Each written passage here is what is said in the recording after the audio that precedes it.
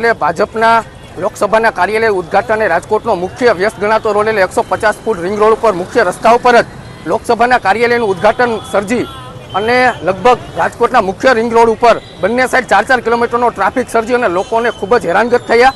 Emergency vehicle એટલે ambulance 15 થી 20 જેટલી એમ્બ્યુલન્સો અડધી કલાક સુધી ફસાઈ ગઈ અને એમાં દર્દીઓ હેરાનગત થયા। ખૂબ જ શરમજનક આ દ્રશ્યો જોઈને ખૂબ જ શરમ આવે કે કોઈપણ રાજકીય પક્ષ કાર્યક્રમો અને સભાઓ યોજતી હોય સ્વાભાવિક છે, પરંતુ કોઈપણ રાજકીય પક્ષનો મુખ્ય ઉદ્દેશ્ય લોકોની સેવા કરવાનો હોય છે। આવી રીતના લોકોને હેરાનગત કે કનગડત કરવાનો ન હોવો જોઈએ।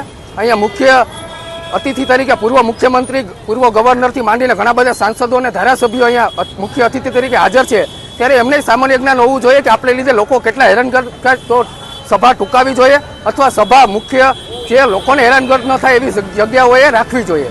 તમે બંને સાઈડના ટ્રાફિક જોવો અને જે નોકરિયાત લોકો છે તે લોકો અડધી કલાક જેવા ફસાય, ખૂબ જ શરમજનક છે। ત્યારે પોલીસ તંત્ર ઉપર ઘણા સવાલ થાય કે સામાન્ય લોકો ગઈકાલે રામલલાની પ્રાણ પ્રતિષ્ઠા નિમિત્તે રેલીમાં નીકળ્યા હતા, તમે દંડો અને ટ્રાફિક ડ્રાઈવ યોજી હતી।